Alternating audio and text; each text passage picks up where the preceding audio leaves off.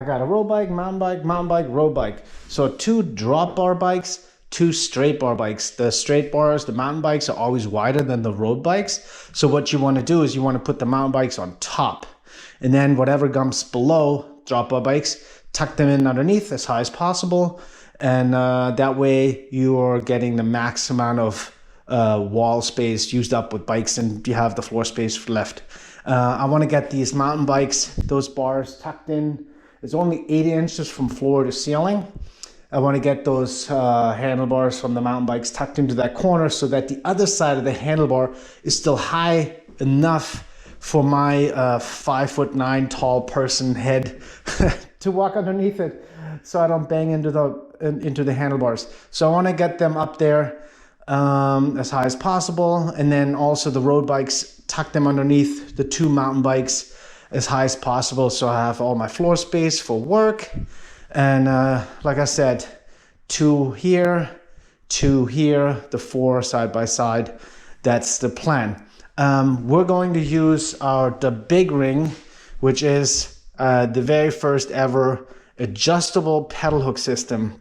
As far as tools goes, it's kind of the same thing like we always do. We got a level, stud finder, painter's tape, hammer. We got a drill, 1/4 inch drill bit for our mollies. We got our screws, and of course screw gun and screwdriver. So that is basically everything you need. That's the first bike that we're gonna put up here. Let me explain quickly with the DaBigRing. There's 2 choices of feet, like gaps, because there's some new type of pedals out that have the bearing built into the body of the pedal, and this one will fit nicely. That's a large gap, and the standard, which is basically still, I'd say 90-95% of all other pedals, will not go over that body right here. So that's the difference between the large and the standard gap on the feet. So we're going to use the large gap feet. It's going to be in the 2nd position because of the width of the handlebars. I do also know where, like this right here is a stud. So I kind of laid out roughly where 16 on center, 4 feet, right about here is where there should be a stud. But you know how that goes. That is never a guarantee. But I'm going to first, before I look for the stud, I mean, I know kind of roughly where the stud is. I'm going to rip off a little piece of blue tape, and I'm going to determine the height where my pedal hook will live. So right about there, this is where I'm lining up with the 4 feet, which there should be a stud there. So you want to have your pedal in the vertical position, your cranks in the vertical position, the way it would basically naturally sit in the pedal hook. And then you will hold it up, and this gets difficult by yourself, and you kind of want to have the wheels level and get the handlebars at the height that you want, and then you can like eyeball that section of the wall and don't take your eye off it. And then, okay, so that's somewhere right here. That's where I was. So the bottom edge, actually. Yeah, the bottom edge is what I was looking at. Okay, so that is the height and the rough proximity of where I want my pedal to be engaged. Center. That's my height. That's basically center of the stud. So this is where I want my pedal hook to engage. Moment of truth. And like I said before, don't be mad at me when you get this wrong, because I do get this wrong sometimes too, which just basically means I have to patch walls or holes, and that's nice when you have, if you do have the extra paint there to deal with this. So I'm right on top of this now. Let's see what we got. Oh yeah. that is good. One screw in the stud, so that is already solid. We're gonna put the other 3 in, of course, too. But I'm gonna hang this now before I make more holes and see that I didn't mess this up. Now, this is a flat paint, and hopefully the tires aren't too dusty and dirty that it won't slide. And let's put it in this place without dirtying up the wall too much.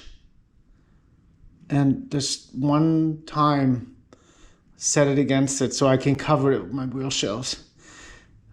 Done. Okay. See, that looks really good, actually. I got them, I mean, eyeball level, which you can't obsess over this. And we're dealing with a 650B full suspension. Pretty large wheelbase. We're not gonna have any bigger bikes hanging here. So that means we're gonna only adjust, if at all, the wheel shelf inward and upward. So that matters to us when we decide which hole we're gonna put our screws in. Same story, we're gonna put this nice and centered where it basically covers, you know, the meat of it. And then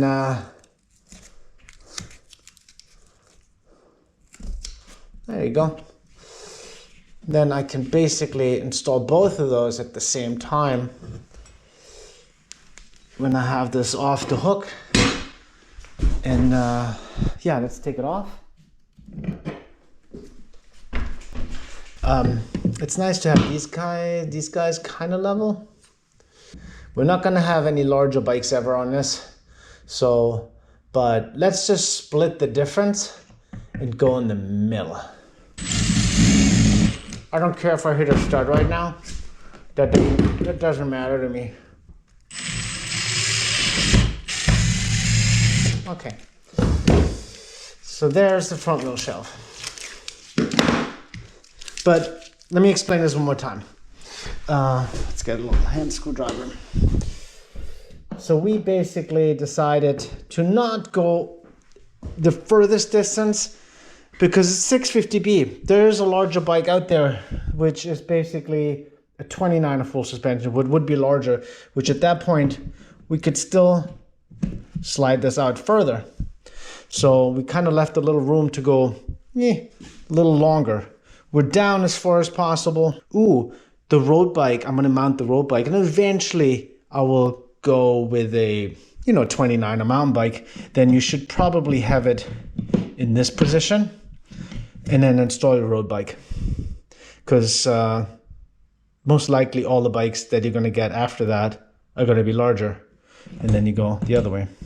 But for this one, we'll leave it here. I'm gonna put some mollies in there. The ones that come with it. You pre-drill with the 1/4" drill bit. See, but it's gonna cover basically our dirty mark there. So I just need, good, nice 1/4" drill bit. In, out, in, out. Don't noodle it around. If you noodle it around, you're gonna have too big of a hole. The molly will not bite, and then again, you're mad at me. A lot of people are mad at me. Holes on the walls. If you do accidentally make the hole too big, you can just molly up, get one bigger, and then these are actually nice too. But most of the mollies that I provide will probably get thrown out. So we're trying to be reasonable as far as cost goes. So, but these work good. Never any problems. I've used them for many years. Just don't drive the screw all the way in with the screw gun. I basically recommend going almost all the way, right to here, right to here. So it's still it's still loose, but then snug it up with a screwdriver, because then you feel, you know, when it's tight. There you go. That's tight. Because there's not much weight on this, so don't overdo it. And you're gonna strip the molly out of the wall. Now let's do the rear wheel plate. And let me send one in there. Right there. Down in the middle.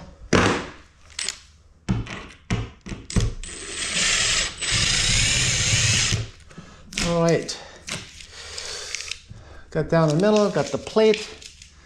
I gotta unfortunately take this off again now.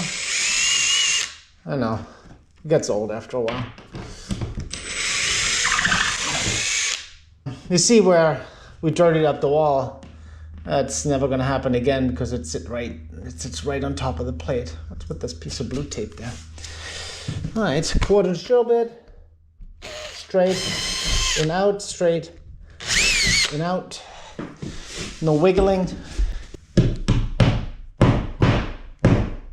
All the way in with you. All the way in. I want you to hand tighten these guys.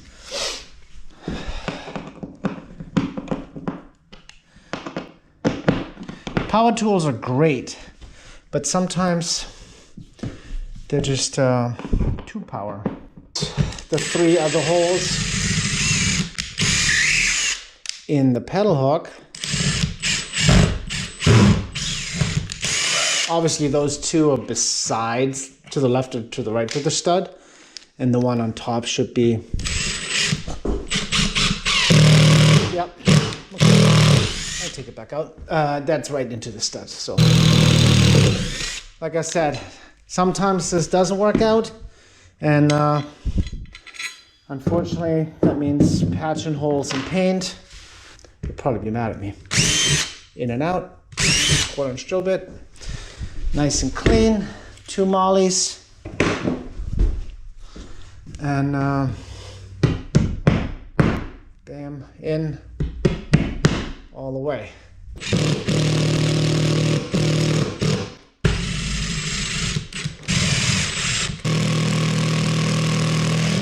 Gonna hand tighten these guys, the mollies.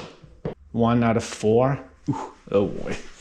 Alrighty, let's hang this guy and see what it looks like. Oh, come on, get in there. All right, so that looks great. You got full coverage, the wheel plate, center. You got the front wheel shelf, center, and we could still slide both of those further out in case we get in the bigger wheel-based bike. I got this handlebar up there in the corner, and I can actually walk underneath it. I mean, I'm 5'9", so that's not really saying much, I guess. But that looks great. That's a start. Road bike underneath, another mountain bike, another road bike. Let's do it. Overlapping a road bike on a mountain bike, or even any bike, is what ends up happening is the hoods most likely will be somewhere around the hub. So that helps you a little bit to determine how much do they overlap by.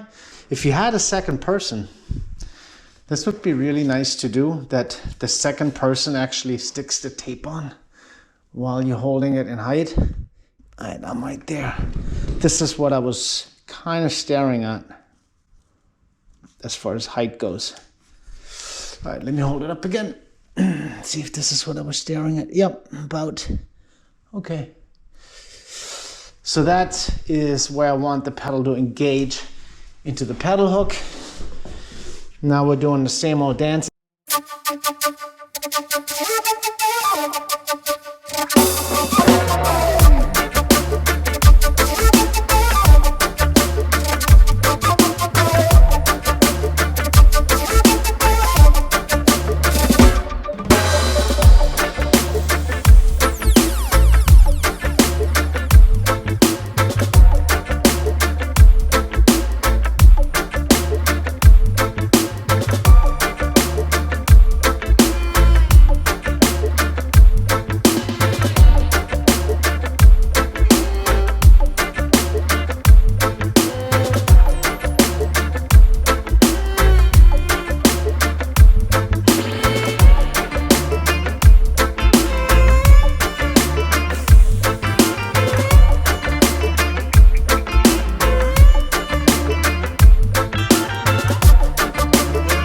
rinse and repeat.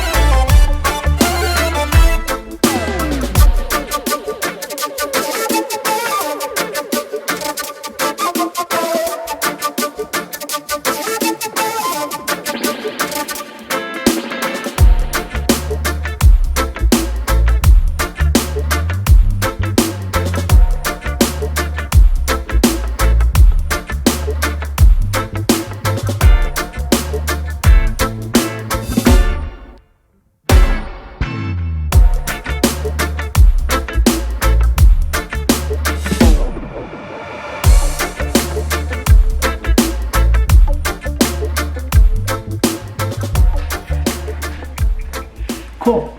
Bikes are up, looking great. If you're getting frustrated with installation, it's not easy. It happens. You make a hole in the wrong place, you're gonna have to putty and paint. Happens to the best of us, happens to me all the time. It's not easy, especially if you wanna have it tight and overlapping. If you just wanna have one bike up in the wall, it's easy. But if you're dealing with 2 or 3 or a tight space, or you wanna have it all up so you have more space at the bottom, mistakes have been made. It's okay. You can be mad at me. I'll take it. But you can do this, and it's going to look great when you're done.